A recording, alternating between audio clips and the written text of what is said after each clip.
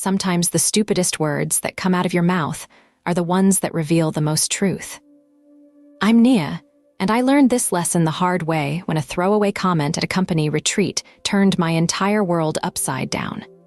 I work for a mid-sized accounting firm in Denver, handling client portfolios and quarterly reports. It's steady work, decent money, and honestly pretty boring most days. But boring wasn't the problem. The problem was Jasper. Jasper and I dated for 5 years in our 20s. We met in college, did that whole intense young love thing where you plan your entire future together. But life happened. He got a job offer in Chicago right after graduation. I got accepted to a master's program here in Denver, and we decided to try long distance. You know how that story ends. When he moved back to Denver 2 years ago and started working at the same firm, I thought I'd handled it maturely. I was married to Russell by then, had been for almost 4 years. Russell's a construction foreman, solid guy with calloused hands and a laugh that fills up any room. We met at my friend's barbecue, bonded over our shared love of terrible reality TV, and built something comfortable together. But comfortable isn't the same as electric, is it? The first time I saw Jasper walking through our office lobby, something in my chest tightened. He looked older, more polished in his navy suit, but his smile was exactly the same. When our eyes met across the marble floor, time did that stupid movie thing where everything slows down. Nia, he said, walking over like he had every right to. Jasper. I tried to keep my voice professional, aware that half the office was probably watching. You look incredible. And just like that, I was 23 again. Russell knew about Jasper, of course. I'd told him early in our relationship about my college boyfriend, the one who broke my heart when we couldn't make the distance work. What I hadn't told him was how Jasper used to make me feel like the only person in the world when he looked at me, or how we had this way of communicating without words that felt like magic. Working in the same building with Jasper should have been awkward, but it wasn't. We fell back into this easy rhythm, like no time had passed at all. Coffee runs turned into lunch meetings. Professional emails somehow included inside jokes from our college days. I found myself staying late on days when I knew he'd be working overtime, just in case we ended up in the elevator together. Russell never seemed worried. Why would he? He trusted me completely. When I'd mention running into Jasper at work, Russell would just nod and ask how he was settling in. When Jasper's name came up in conversation about office politics or project deadlines, Russell treated it like any other colleague.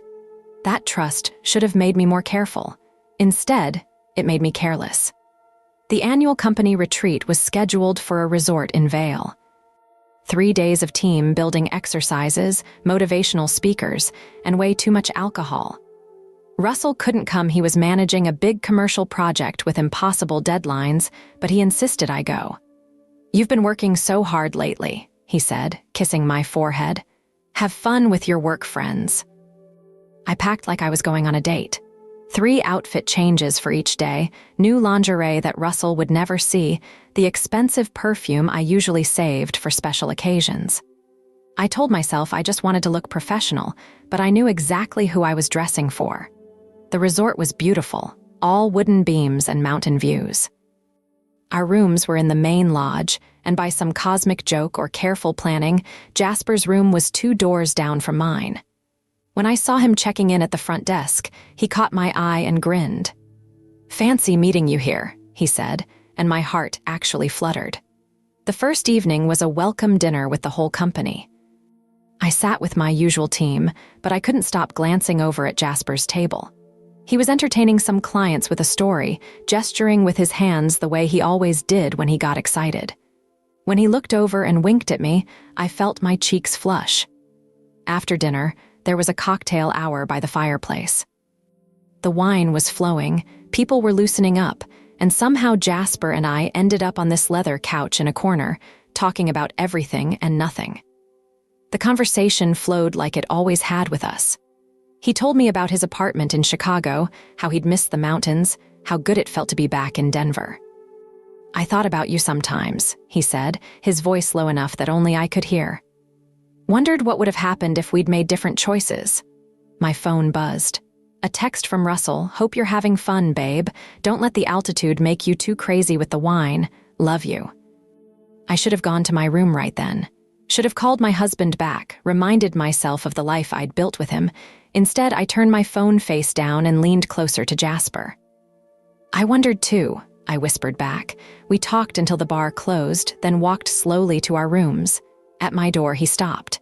"This is probably a terrible idea," he said. "Probably." But neither of us moved away. We stood there for what felt like forever, the tension thick enough to cut. Finally, he reached out and tucked a strand of hair behind my ear, the same gesture he used to make when we were dating. "Good night, Nia." "Good night." I lay awake all night replaying that moment, that touch, the way he said my name. The next day was full of presentations and workshops, but I couldn't concentrate on anything except stealing glances at Jasper across conference rooms. During lunch break, we found ourselves walking along the mountain trail behind the resort. Alone. "I need to tell you something," he said, stopping at this overlook with a view of the valley below. "Coming back here, seeing you again, I think I made a mistake. In Chicago, I mean. Leaving you was the biggest mistake I ever made." My breath caught. "Jasper, I know you're married. I know this is complicated, but I can't stop thinking about what we had, what we could have again." Every rational thought in my head screamed at me to walk away, to think about Russell, to remember my wedding vows. But standing there with the mountain air in my lungs and Jasper looking at me like I was everything he'd ever wanted, I couldn't think straight. "I think about it too," I admitted. "About us. About what if." He stepped closer, close enough that I could smell his cologne, see the gold flecks in his brown eyes that I'd forgotten I remembered. "Then maybe we should stop thinking and start doing something about it." This time, when he reached for me, I didn't pull away. Nothing happened that afternoon, not technically, but everything changed. We kissed. Just once, soft and sweet and full of all the history between us. It lasted maybe 10 seconds, but it felt like coming home. "I have to figure some things out," I said when we finally broke apart. "I know, but Nia, that spark we had, it's still there, stronger than ever." I floated through the rest of the retreat like I was living in a dream. Every conversation felt insignificant compared to what was happening between Jasper and me. During the final night's dinner, we sat at the same table, our knees touching under the tablecloth. When his hand brushed mine, reaching for his water glass, electricity shot up my arm. The evening ended with a party in the main lodge's great room. Someone had brought a speaker, people were dancing, and the wine was flowing freely. I was standing by the windows looking out at the mountains when Jasper appeared beside me. "Dance with me," he said. I should have said no. Should have remembered that people from work were watching, that photos might end up on the company's social media, that Russell would see them eventually. Instead, I took his hand. We swayed to some jazz standard, his hand warm on my back, my head fitting perfectly against his shoulder. It felt so right, so natural, like this was where I was supposed to be. "I missed this," he murmured into my hair. "Missed what?" "Holding you." That's when someone suggested the stupid game. Truth or dare, but corporate retreat style, embarrassing work stories, confessions about office crushes, that kind of thing. We were all sitting around the fireplace, maybe 15 people in a loose circle, when the bottle pointed to me. "Truth," I said, because I was feeling brave and wine confident. "Okay," said Janet from HR, grinning wickedly. "Tell us about the person who had the biggest impact on your life." I could have talked about Russell, should have talked about Russell.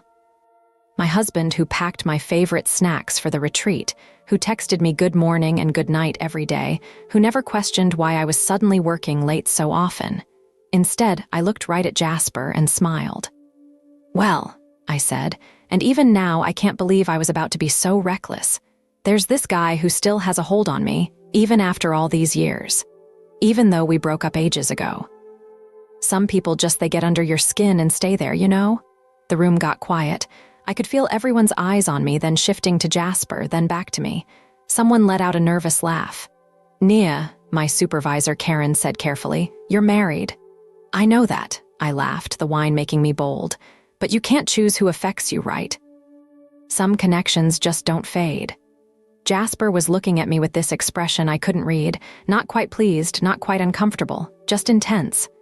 "Besides," I continued, completely unable to stop myself, "it's just the truth. He knows it too." The silence that followed felt endless. Finally, someone changed the subject to vacation horror stories, and the moment passed. But I caught several people exchanging glances, and I knew I'd said too much. Later, when the party was winding down, Jasper found me on the lodge's back deck. "That was quite a confession in there," he said. "Just being honest." I was still feeling brave, still convinced I was saying what we were both thinking. "Nia," he ran his hand through his hair, that old nervous habit. "About what happened today on the trail, I need you to know I care about you, I always will. But, I'm seeing someone. We've been together for 8 months now, and it's getting serious." The mountain air suddenly felt too thin. 8 months. "I thought you knew. I've mentioned her a few times at work, posted about her online." I realized with growing horror that I hadn't been paying attention to anything Jasper said that wasn't about us, our past, our connection. I'd been so wrapped up in my own fantasy that I'd missed 8 months of his actual life. "She's moving here next month," he continued. "We're looking at houses together." Oh, what happened between us today, that kiss, I shouldn't have let it happen. I was caught up in the nostalgia, but it wasn't fair to you or her or your husband. "Russell," I said quietly. "Right, Russell. Nia, what we had was special, but it was a long time ago. We're different people now." I wanted to argue, to tell him that some things don't change, that what we felt for each other was bigger than time or distance or other people. But looking at his face in the deck lights, I could see he'd already made his choice. Maybe he'd made it 8 months ago. "I should probably head to bed," I said. "Yeah, me too. And Nia, maybe we should keep things more professional at work, for everyone's sake." The drive back to Denver the next day was a nightmare. I kept replaying every moment of the retreat, every word of that conversation by the fireplace, trying to figure out where I'd gone wrong. By the time I got home, I'd convinced myself that Jasper was just scared, that Charlotte was just a rebound, that if I was patient and played my cards right, he'd realize what we really meant to each other. Russell was waiting for me with takeout from my favorite Thai place and a bottle of wine. "How was the retreat?" he asked, settling next to me on the couch. "Fine," I lied. "Boring corporate stuff." He told me about his week, about the project delays and permit issues, normal married couple conversation, but I wasn't really listening. I was thinking about Jasper's hand on my back when we danced, the way he'd said my name on the deck. That night, Russell reached for me in bed the way he always did, gentle and familiar. But when I closed my eyes, it wasn't his face I saw. Things got worse over the next few weeks. I started finding excuses to walk by Jasper's office, to attend meetings I didn't really need to be in if there was a chance he'd be there. When we did talk, I analyzed every word, every gesture, looking for signs that he was regretting his decision to stay professional. Meanwhile, Russell was planning our 5th wedding anniversary. He'd booked us a weekend at this bed and breakfast in Aspen, the same place where we'd spent our honeymoon. When he showed me the reservation confirmation, all I could think was how Jasper and I used to talk about going skiing together someday. The breaking point came on a Tuesday in November. I was having lunch alone in the office cafeteria when Jasper walked in with this woman. She was tall, blonde, absolutely stunning in that effortless way some people just have. Designer clothes, perfect makeup, the kind of smile that makes photographers want to take your picture. They were holding hands, and she was laughing at something he'd said. Really laughing, not the polite chuckle you give coworkers. When they passed my table, Jasper nodded politely and said, "Hi, Nia. I'd like you to meet Charlotte." "Nice to meet you," she said with genuine warmth. Jasper's told me so much about his colleagues, that's all I was to him now. They sat 3 tables away, and I watched them through my entire lunch break. The way he touched her hand when he talked, the way she looked at him like he hung the moon, the easy intimacy between them that I'd been telling myself didn't really exist. I went home that night and did something terrible. I started a fight with Russell over nothing. He'd left his coffee cup in the sink instead of the dishwasher and escalated it until we were both shouting about things that had nothing to do with coffee cups. "What is wrong with you lately?" Russell finally asked. "You've been different ever since that retreat. Distracted, angry about everything." "I'm fine," I snapped. "Maybe I'm just tired of picking up after you all the time." "This isn't about the dishes, Nia. What's really going on?" I could have told him then. Should have told him. Instead, I doubled down. "Nothing's going on. You're being paranoid." The hurt in his eyes should have stopped me, but I was too far gone. Too invested in protecting my fantasy about Jasper to think clearly about my real life with Russell. The company Christmas party was the following week. Russell had taken the night off specifically to come with me, even though he hated office parties. He bought a new shirt, got his hair cut, the whole thing. "Looking sharp," I said when he came out of the bedroom. "Trying to impress your work friends," he grinned, straightening his tie. "Can't have them thinking you married some construction worker who doesn't clean up nice." He was trying so hard, and all I could think about was whether Jasper would bring Charlotte. The party was at this fancy hotel downtown, all twinkle lights and jazz music. Russell mingled easily, making conversation with my coworkers about sports and home improvement projects. He fit in better than I'd expected, and several people mentioned how nice he was. But when Jasper walked in with Charlotte, I stopped hearing anything anyone said. She looked perfect, obviously. Emerald green dress that probably cost more than my monthly salary, hair swept up in this elegant twist, jewelry that caught the light every time she moved. And Jasper. God, Jasper in his black suit looked like he'd stepped out of a magazine. They worked the room together like they'd been doing it for years. She charmed the partners' wives, he impressed the senior associates. They were that couple, the one everyone looks at and thinks relationship goals. I was standing by the bar when they approached. "Russell, I'd like you to meet my colleague Jasper," I said, proud of how normal my voice sounded. "The famous college boyfriend," Russell said with a grin, extending his hand. "Nia's told me a lot about you." Jasper shook his hand firmly. "All good things, I hope, and this is my fiancée, Charlotte." "Congratulations," I managed to say. "Thank you," Charlotte beamed, showing off a stunning diamond ring I somehow hadn't noticed before. "We got engaged last month, still planning the wedding, but we're thinking next fall."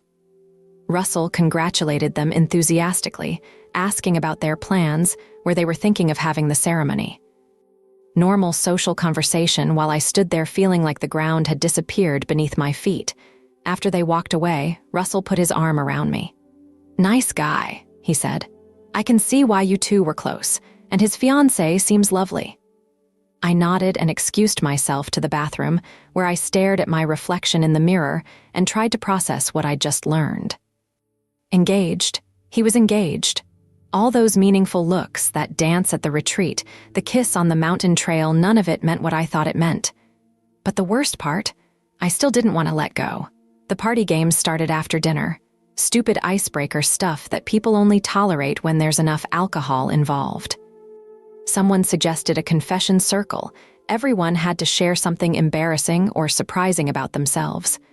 I'd had several glasses of wine by then. Russell was sitting next to me, his hand resting casually on my knee when my turn came around. "Well," I said, looking directly at Jasper across the circle, "I guess my confession is that some people never really leave your life, even when they're supposed to. Like, my ex still has this hold on me that I can't shake, even after all these years." The circle went dead silent. Russell's hand stilled on my knee. Charlotte looked confused, glancing between me and Jasper. "Nia," Russell said quietly, but I was on a roll now. "I mean, you can't help who affects you, right? Some connections just transcend time and circumstances. Even when you try to move on, even when you build a whole new life, that person is still there in your head, still making your heart race when they smile at you." Jasper was staring at me with something that looked like horror. Charlotte had gone very still beside him. "Sometimes," I continued, completely unable to stop myself, "you realize that person was the one that got away, and everything else is just settling." The silence that followed felt like it lasted forever. Finally, someone cleared their throat and changed the subject, but the damage was done. Russell excused us shortly after that. We rode the elevator to our floor in complete silence, walked to our room without speaking. Only when the door closed behind us did he turn to face me. "What the hell was that, Nia? What do you mean? You just told a room full of your coworkers that you're settling for me." "That's not what I said." That's exactly what you said, in front of everyone, in front of your ex-boyfriend and his fiancée. I wanted to take it back, to explain that the wine had made me careless with my words, that I hadn't meant it the way it sounded. But looking at Russell's face, I realized I had meant it. Maybe not consciously, but some part of me had been thinking exactly that. Russell, are you having an affair with him? No, the word came out too fast, too defensive. But you want to be. I opened my mouth to deny it, but the words wouldn't come. Jesus, Nia, I can't believe I have to ask this, but do you want to be married to me? Because if you're still hung up on some college boyfriend, if you think you're settling for me, then maybe we need to talk about what we're really doing here. I should have said yes immediately. Should have reassured him that I loved him, that I was just confused, that the wine had made me say things I didn't mean. Instead, I hesitated. That hesitation told him everything he needed to know. Russell packed his bag that night and went home to Denver early. I stayed for the last day of the retreat, pretending everything was normal while my marriage crumbled around me. Jasper avoided me completely. When I tried to talk to him at the final breakfast, he was polite but distant. Nia, about what you said last night, I know I was out of line. I think we should probably keep our distance at work. This is getting complicated in ways that aren't fair to anyone. Because of Charlotte? Because I'm engaged to someone I love, and you're married to someone who doesn't deserve this. He was right, of course, but knowing he was right didn't make it hurt less. When I got home, Russell was already moved out. He'd taken his clothes, his tools, his records, and left behind a note on the dining table.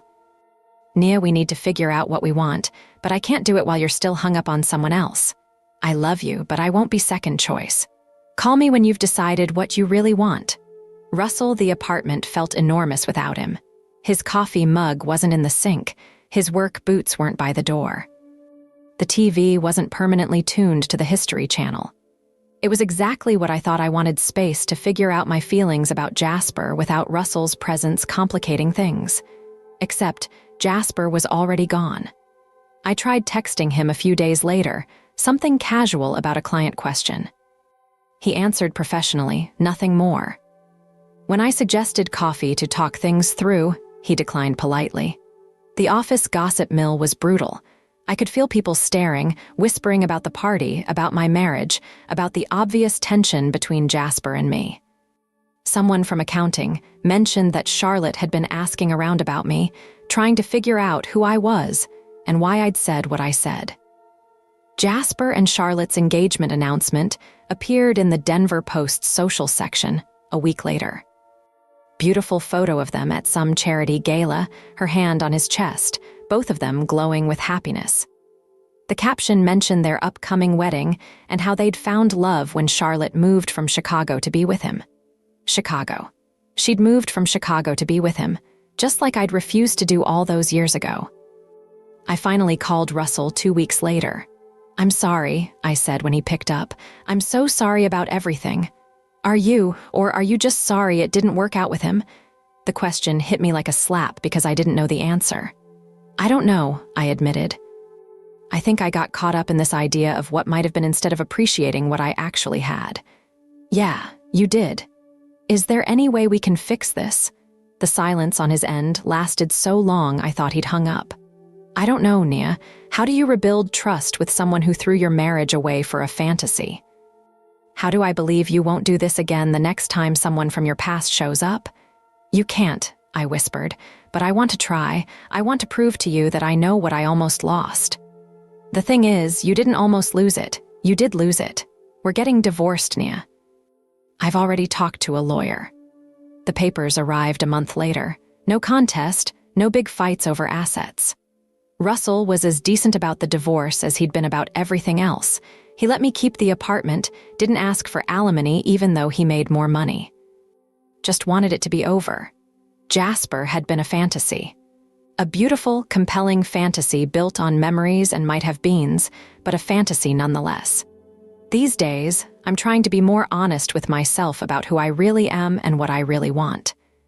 Turns out, what I want is pretty simple. Someone who brings me takeout when I've had a bad day, who doesn't question why I need to wash my hair with expensive shampoo, who laughs at my terrible jokes and doesn't make me feel like I have to perform to earn their love. Russell was all of those things, and I threw it away for a man who'd never asked me to choose him in the first place. The joke was definitely on me. I thought Jasper still had a hold on me, but the truth was, I'd been holding on to him. Holding on to a version of our story that existed only in my imagination, while the real world and the real love passed me by. Some lessons cost more than others to learn. This one cost me my marriage, my reputation at work, and my ability to trust my own judgment about what's real and what's just wishful thinking. But at least now, I know the difference.